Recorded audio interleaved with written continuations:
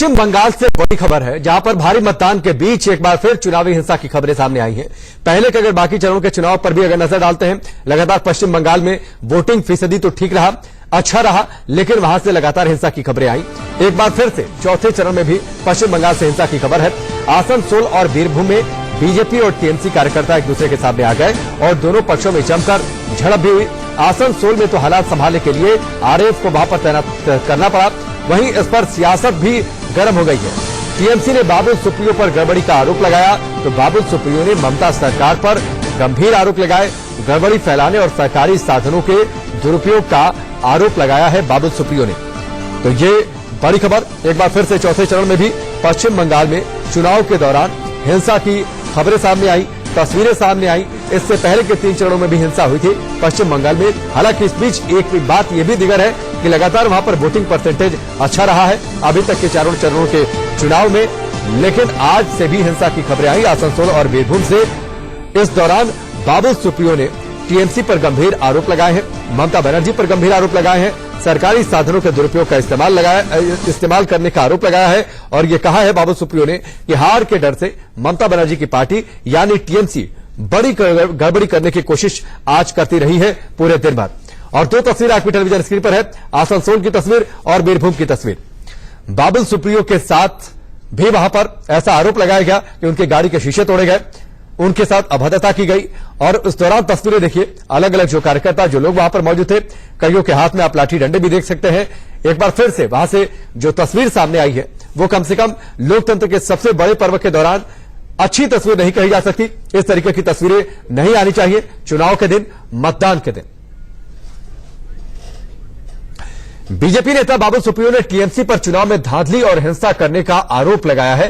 क्या कुछ कहा उन्होंने, वो सुनिए।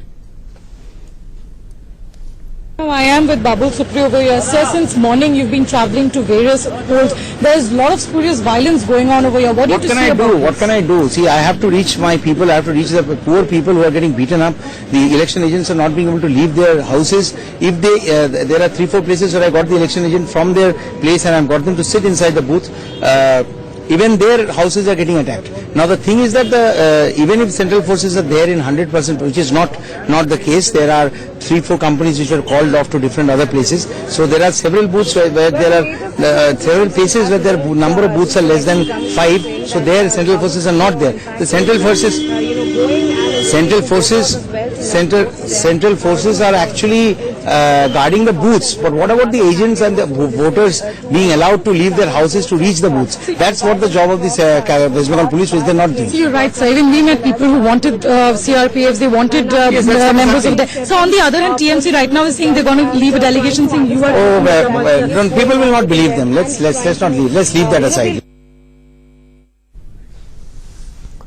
तो बाबुल सुप्रियो ने क्या कुछ कहा वो हमने आपको सुनवाया। 4 तस्वीरें आपको दिखाते हैं आपके टेलीविजन स्क्रीन पर। 4 तस्वीरें पश्चिम बंगाल की अगर बातचीत करें तो ये तस्वीरें अच्छी नहीं है। लोकतंत्र के सबसे बड़े पर्व के दौरान की ये तस्वीरें, कहीं पर लाठीचार्ज करना पड़ा है पुलिस को, कहीं धक्का मुक्की हुई है, कहीं समर्थकों के बीच में भिड़ंत हुई है और कहीं कार पर हमला हुआ है। ऐसा आरोप लगाया गया कि बाबुल सुप्रियो की कार का शीशा तोड़ा गया। ये 4 तस्वीरें आपके टेलीविजन स्क्रीन पर है। पश्चिम बंगाल की 4 तस्वीरें हैं जहां से एक बार फिर से चौथे चरण में चुनाव के दौरान भी, मतदान के दौरान भी हिंसा वहां पर हुई है। कहीं टीएमसी और बीजेपी के समर्थक आमने सामने आ गए। बाबुल सुप्रियो ने आरोप लगाया कि टीएमसी के जो कार्यकर्ता हैं वो चुनाव में गड़बड़ी फैलाने की कोशिश कर रहे हैं। इस दौरान उनकी टीएमसी के समर्थकों से भिड़ंत हो गई, धक्का मुक्की हुई है। कहीं पर लगातार समर्थक उग्र हुए तो वहां पर लाठीचार्ज भी करना पड़ा पुलिस को हालात को संभालने के लिए। श्रेया हमारे साथ इस वक्त फोन लाइन पर जुड़ी हुई है, उनसे रुख करते हैं उनका। श्रेया, ये जो तस्वीरें आई, कहीं लाठीचार्ज, धक्का मुक्की, समर्थक मिले हैं, कार पर हमला किया गया है, बाबुल सुप्रियो की कार का शीशा तोड़ा गया। लोकतंत्र के सबसे बड़े पर्व के दौरान ऐसी तस्वीरें तो कम से कम नहीं आनी चाहिए। जी हाँ, बिल्कुल। ये चौथा फेज इलेक्शन चल रहा था पश्चिम बंगाल में और इस बार भी हम लोगों ने देखा कि वायलेंस का कोई अंत नहीं। कहीं ना कहीं अगर लाठीचार्ज हुआ है एक जगह पे तो एक जगह पे हम देख रहे हैं कैसे पोलिंग एजेंट्स और सीआरपीएफ ने गोली चलाने की भी खबर आई है। तो कहीं ना कहीं ये वायलेंस की कथा नहीं हो रही है पश्चिम बंगाल में, और इसी के चलते हमने बाबुल सुप्रियो से भी जब बात की, उन्होंने ये कहा कि जगह जगह पे उन्होंने जाके देखा कि कैसे छापेमारी हो रही थी, और इनको पकड़ने के बाद ये लोग अपने डेलीगेशन भेज के इलेक्शन कमीशन में कंप्लेन भी दरखास्त किए। उधर से टीएमसी ने कहा है कि कहीं ना कहीं बाबुल सुप्रियो ने इंस्टिगेट करवा के इधर वायलेंस फैलाने की कोशिश की है। तो दोनों तरफ से एक दूसरे की तरफ आरोप लगाने की कोशिश जारी है, लेकिन कहीं ना कहीं वायलेंस की स्थिति कम होने की कोई भी संभावना नहीं। लोगों में भी एक भय की आशंका कहीं ना कहीं क्रिएट हो चुकी है। बिल्कुल, और इस दौरान दोनों ही पार्टियां श्रेया पहुंची भी है चुनाव आयोग अपनी अपनी शिकायतें लेकर।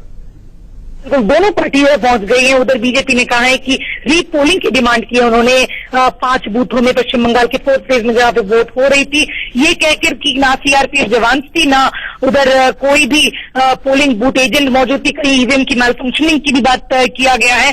और दूसरी तरफ अगर हम लोग देख रहे हैं तो इधर इलेक्शन कमीशन को टीएमसी ने कहा है कि बाबुल सुप्रियो ने कहीं ना कहीं इंस्टिगेट करके इस सिचुएशन को बदलने की कोशिश की गई। और उधर एक तरफ दुर्गापुर में बीरभूम में सीआरपीएफ जवानों ने बूथ के अंदर गोली चलाने की आरोप लगाई है। तो दोनों ने पहुंच गए इलेक्शन कमीशन, और इलेक्शन कमीशन ने बाबुल सुप्रियो के अगेंस्ट एफआईआर दर्ज करने की भी रिक्वेस्ट कर दी गई, और इसके चलते बाबुल सुप्रियो के खिलाफ एक एफआईआर आसनसोल में दर्ज हो गई है।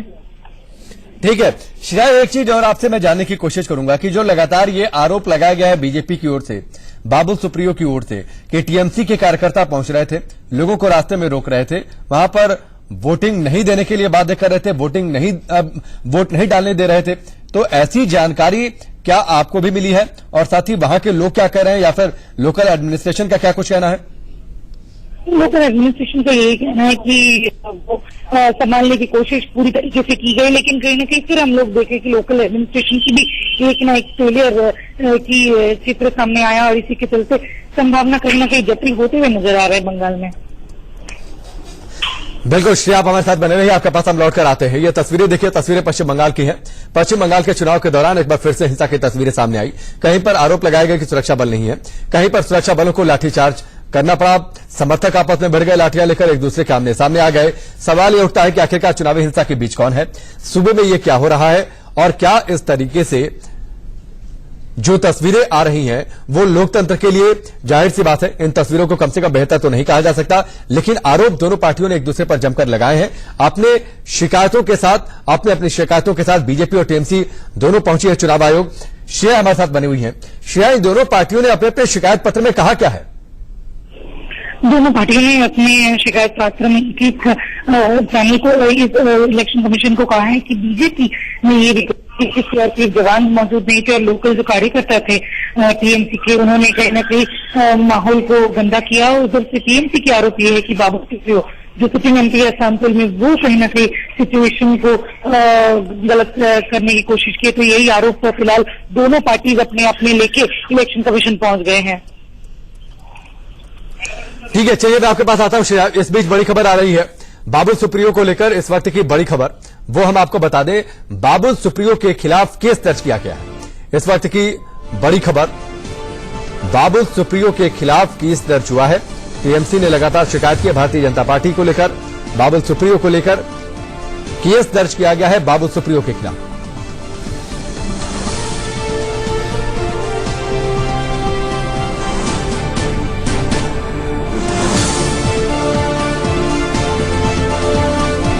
श्रेया चटर्जी हमारे साथ जुड़ी हुई है। श्रेया, क्या पूरी जानकारी बाबुल सुप्रियो के खिलाफ केस किया है टीएमसी ने?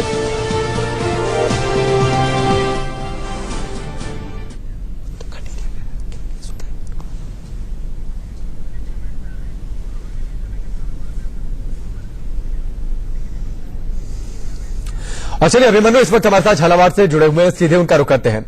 अभिमन्यु, बताइए क्या कुछ पोलिंग परसेंट को लेकर आखिरी अपडेट आपके पास?